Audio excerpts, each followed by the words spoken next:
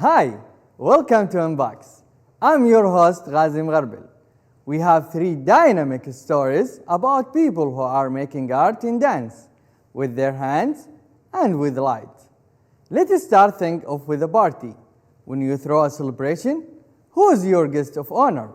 Well, Chinese American usually start with 4-legged celebrity who loves to tear up the dance floor. InBox's reporter Luna got invitation and went to the party.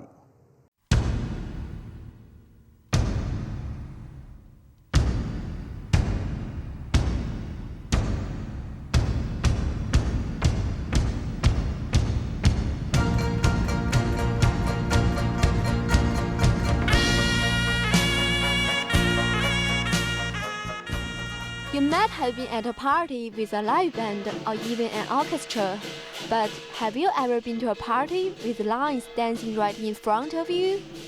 And don't get me wrong, I mean a lion dance performance, not lions in a zoo. Gary Lowe comes from San Francisco. He has been performing and training with lion dancers for more than 30 years. I just like it's colorful and it's part of the Chinese Asian culture. The story of the lion dance begins in China 2,000 years ago, when a monster was destroying crops and scaring people. He even ate small children. Then, one day the villagers made a paper lion to scare the monster away. They bent drums and gongs, the lion danced, and the monster was never seen again. Today, our lion is invited to nearly every Asian business party and grand opening. How does the lion get dressed for these fabulous shows?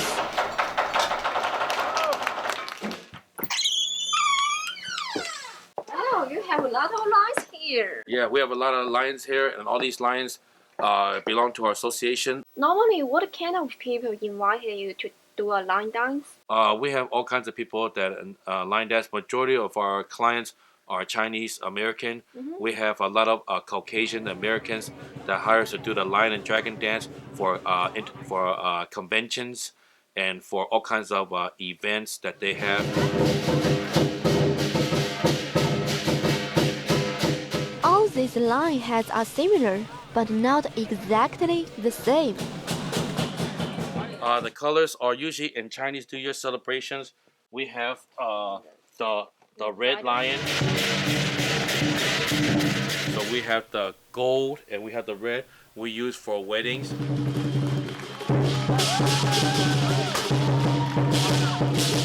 And white lions stand for seniors. And the black lions are strong, young, and cause trouble, so they are used for parade only.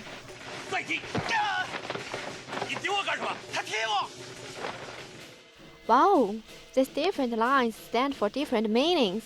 But what are these colorful lions' heads made of? Right here is the inside is the 2 frame right here. These are like the PVC aluminum pipes. And the inside of the lion head is made of bamboo and rattan. And all here is after that is covered with the rice paper. It takes 6 months and $700 to make each lion head. Now we know how the lions get ready for performance, but we still don't know how our lions learn to dance so well. This young man is Peter Yuan. He's been performing lion dance for 2 years. Training, when I first started off, it was chop mod. 1, 2, 3. 1, 2, 3. And then practice the shakes.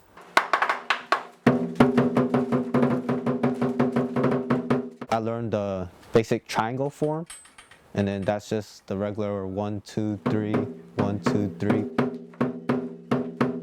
And that's extra weight above you without your legs supporting it and doing the tricks and everything else. Without that, you can't go anywhere. We find the line has 2 dancers. Communication from one end of the line to the other is crucial. Remington is a college student. He's been dancing for 4 years. For communication and how we work together as a team And although at times when we want to change the routine, like out of nowhere, because certain situation, circumstance, we would do like, we would lick the feet and then we would turn around and we speak to one another like, oh, this is going on, so we have to change the routine, we're going to do this. But usually there's a bond between us because we know each other like pretty well because we've been working together for practice for like years, and then we build certain patterns and we know each other like by heart somehow. Okay, we've got the lines, we've got the costumes, we can dance and we can communicate. What's missing from our show? Oh, where is the band? The girl's name is Kimberly Ho. She has performed drumming for hundreds of line dance shows. The drum represents the heartbeat of the lion. As we know, when we are in high spirits, our hearts beat faster. And when we are in low spirits, our hearts beat slower. So, does the lion have the same heartbeat as us? There are certain patterns, so a lot of times it starts with this.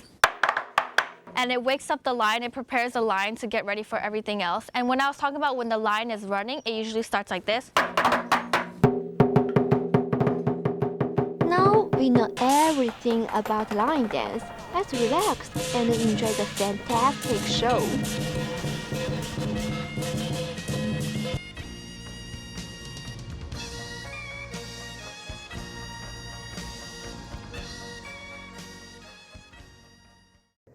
Wow, those lines are amazing, and those dancers have years practice and plenty of skill.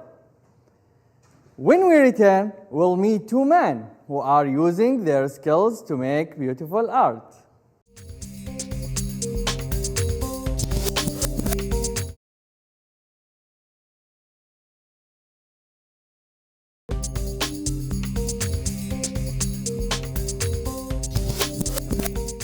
Welcome back to InBox.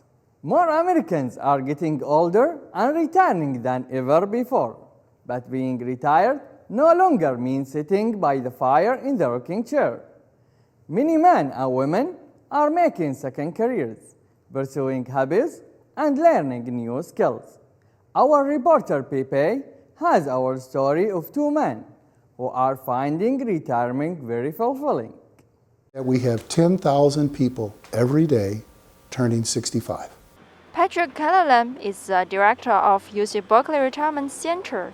He knows when people stop working, staying mentally active is important. There are various people that are looking at the impact of people who stay engaged in one way or the other once they retire from full-time work.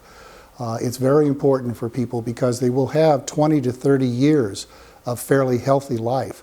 Clark Ediston was a fireman in Santa Clara, California for nearly 30 years. It was a very stressful career. In the fire department, everything is about seconds. You have seconds to make a decision about what to do, seconds to get there, seconds to save someone's life sometimes. Well, once he faced fire emergencies every day. Now, in retirement, he no longer faces those split seconds and dangerous decisions. So careful. And today, he uses fire to create art. It's a way to just escape into the pottery that you're making, the piece that you're working on. Yeah, I love pottery. I love it a lot. I felt an instant connection to it the first time I tried it. There was something about just the experience of the clay, the way it feels in your hands, and how something comes together from nothing and becomes something very permanent. Pottery taught Clark to be more patient, and the patience helps him be more creative. Clark believes that when he is making pottery, he is also stimulating his mind. The fact that I don't like to do the same thing too much. I like to try new things all the time, new designs, new techniques, new little shapes, I guess. Clark, what's this? This is a piece I started about a year and a half, 2 years ago. And it's just something I've been kind of having fun with. I was kind of stretching my limits a little bit. I'm always trying to stretch my limits a little bit on what I do. It's just part of having fun with what you're doing so you don't get bored. Making pottery is purely a hobby. I'm lucky because I had a great job that let me retire with a comfortable pension, and I don't have to sell my work to survive, so I can take that liberty. I think I'm really lucky that way. Clark loves to give pottery to his friends as a gift when he finishes a new piece. Oh, you're wonderful help. Oh, thank you so much. So beautiful. Here in San Francisco's North Beach neighborhood, we met another retired who also uses his hand and his mind for a better, richer retirement. I'm the son of the one who lived. Meet Mark Steven Johnson. He wrote this. He calls it the Son of the One Who Lived. The one who lived. He retired from his career as a teacher. Well, I got more time on my hands. I've been retired almost not quite a year now. It is an adjustment. It's, you know, everybody thinks, oh great, you don't have to work anymore. Of course you don't have to work anymore, but I mean every day is Saturday. But Mark Johnson isn't taking time off. He is becoming an artist, turning a hobby of knitting into a second career. How long does it take to make each piece of your artwork? Knitting is really, really slow. This takes 4 hours to make 1 inch. It's very slow, but even though it's so slow, I mean, I knit for like over 45 years, so I got a lot of knittings. Mark Johnson usually works at home in his rented room, which is only 100 square feet, but is filled with his artwork. I think his art is really valuable. Romney Schmaltz owns an art gallery and is Mark's business partner. She says his skill could be worth a lot of money in time. Maybe 5 or 10 years from now, more, if we can help him establish his name as a fine artist in the community, because prices go up in fine art based on name. So when he become famous, the artwork will increase the price. Yeah. However, becoming famous is not Mark's main pursuit. Knitting has become part of his life. He credits knitting for keeping his brain sharp. Yeah, keep the machine working. You know, I mean, look, I got a lot of yarns on here. This is complicated knitting. I mean, I spend a lot of time just untangling the yarns. When I do it, it's very active work, and it really it stimulates the mind. So we have met a couple of retired Bay Area characters who have found a way to stay young at heart in their retirement. We wonder if scientific evidence supports Clark and Mark's enthusiasm. Yeah, the data is starting to accumulate that if retirees engage in those kinds of productive, meaningful activities, things that they enjoy and they feel good about, and their health status and their feelings about themselves and their feelings about the world that they live in. It's good lesson for all of us. Staying busy help us all to stay healthy in both body and mind. When we return, we'll meet an artist who uses light in different and unusual ways.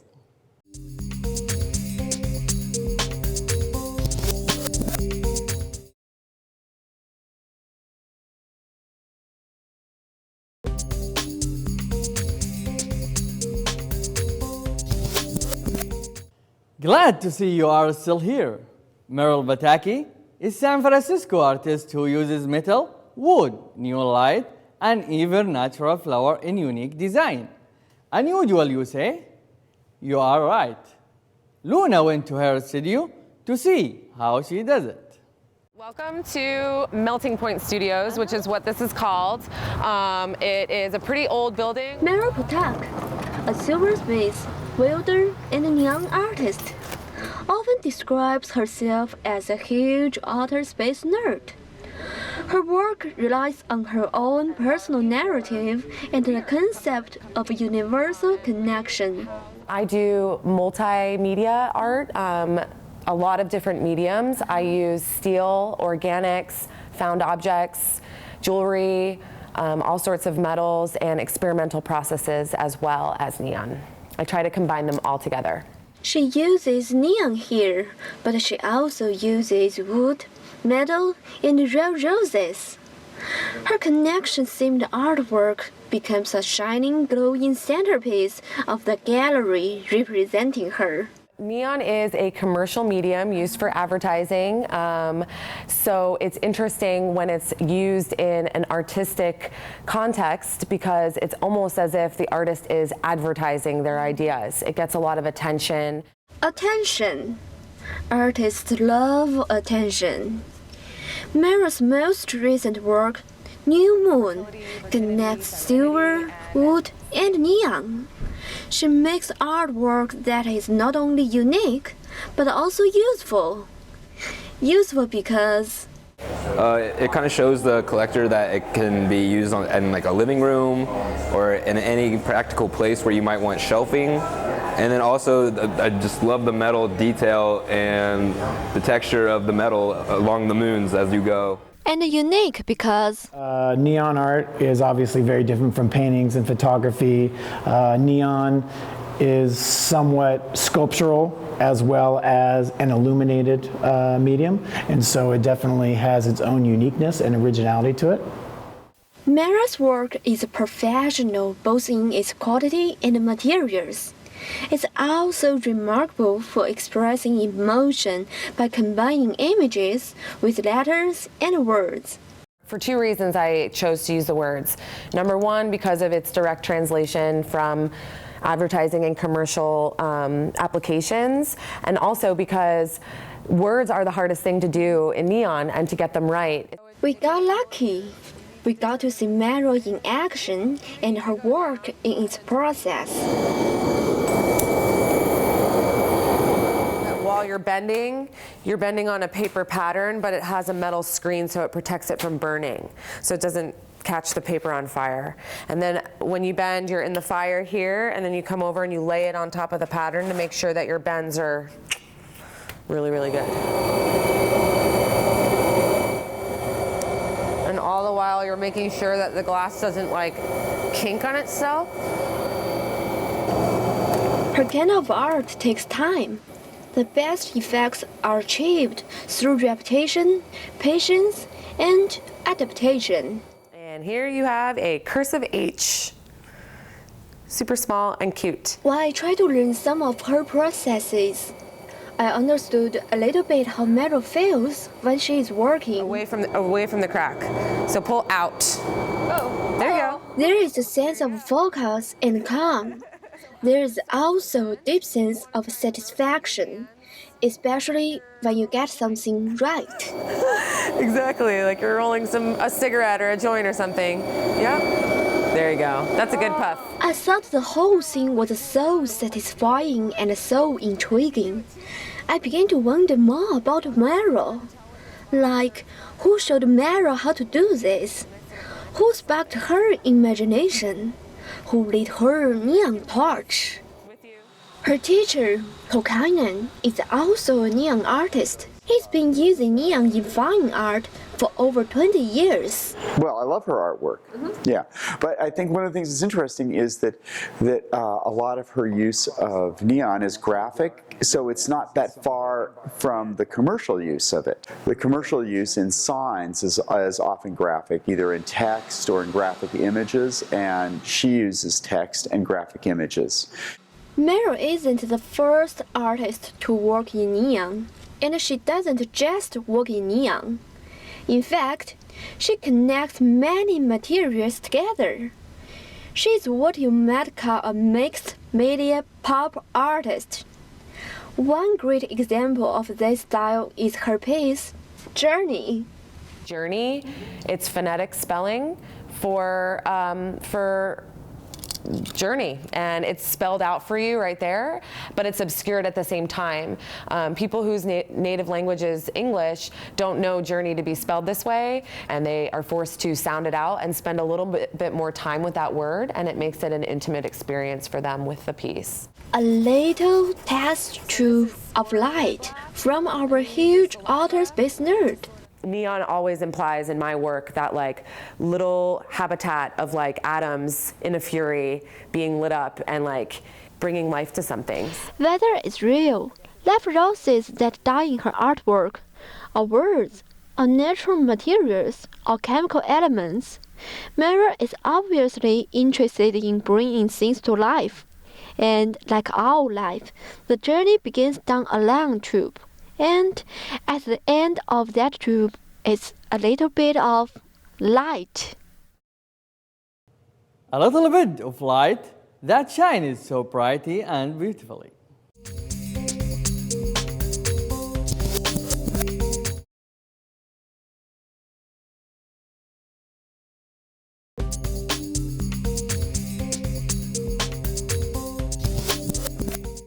And that does it for this episode of InBox. We hope you enjoyed dancing with the lines. Perhaps you were inspired by those two active retirees. And with it, you saw the light from those fantastic creations. I'm Ghazim Gharbel. Thank you for watching InBox.